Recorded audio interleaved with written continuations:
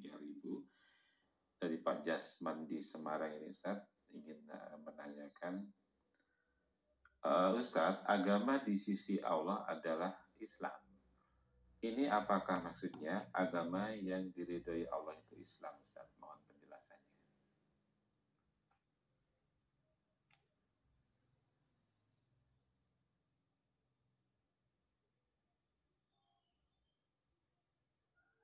Ya.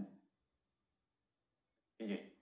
Di surat Al-Imran ayat 19 Allah berfirman, Inna dina indallahil Islam. Sesungguhnya agama yang ada di sisi Allah adalah Islam. Maksudnya agama yang diridhoi oleh Allah. Wa maktalafal ladina utul kitaba illa min ba'di ma ja'ahumul ilmu baghyan bainahum wa may yakfur bi ayatillah fa innallaha sari'ul hisab.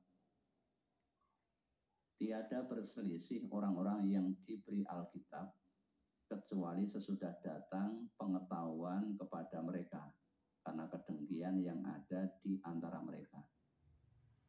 Barang siapa kafir terhadap ayat-ayat Allah, maka sesungguhnya Allah sangat cepat hisabnya.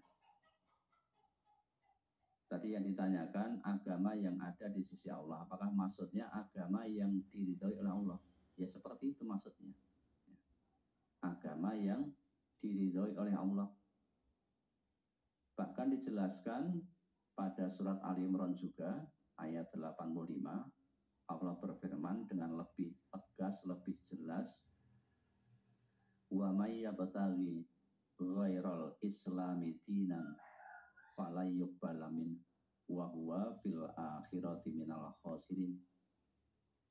Barang siapa mencari agama selain agama Islam, maka di sini memakai huruf lam, sesuatu yang tidak mungkin akan terjadi. Falan yuqbala, maka sekali-kali tidaklah akan diterima agama itu daripadanya. Falan yuqbala minhu. Ketika syaratnya tidak terpenuhi, maka wa huwa fil akhirati minal khasirin. Maka besok dia, orang yang mencari agama selain agama Islam, di akhirat termasuk golongan orang-orang yang merugi. Rugi. Ini masalah akidah, masalah keyakinan. Tidak ada kaitannya dengan pluralisme. Kita meyakini sesuai dengan kitab suci kita masing-masing. Karena Allah menurunkan agama. Ini hanya Islam dari Nabi Adam. Walaupun kitabnya bisa jadi ada kitab Zabur. Ini kitab-kitab samawi. Kitab-kitab yang diturunkan dari langit oleh Allah, yang diberikan kepada Nabi Daud. Kemudian ada kitab Taurat yang diturunkan kepada Nabi Musa. Ada kitab Injil diturunkan kepada Nabi Isa. Yang terakhir sebagai penyempurna dari kitab-kitab sebelumnya, tetap agamanya Islam, itu adalah Al-Quran.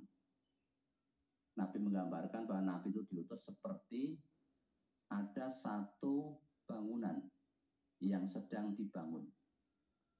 Nah, di situ ada tatanan batu bata. Masih ada bolong satu, longgar satu. Nah, Nabi itu menyempurnakan dari nabi-nabi yang diutus sebelum Nabi Muhammad.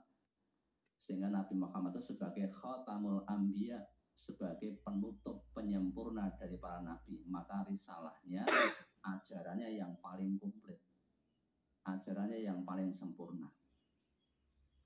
Lah, aturan-aturannya ada di dalam agama Islam itu. Karena agama itu tata tertib, agama itu undang-undang, agama itu identik dengan peraturan yang mengatur tatanan kehidupan manusia agar tidak menjadi orang-orang yang rugi. Maka siapa yang mencari agama selain agama Islam, maka sekali-kali tidaklah diterima agama itu daripadanya oleh Allah. Kalau tidak diterima syaratnya, berarti ya mardud, tertolak, bukan makbul. Besok di akhirat, dia termasuk bagian daripada orang-orang yang rugi. Ya, demikian Mas Ali.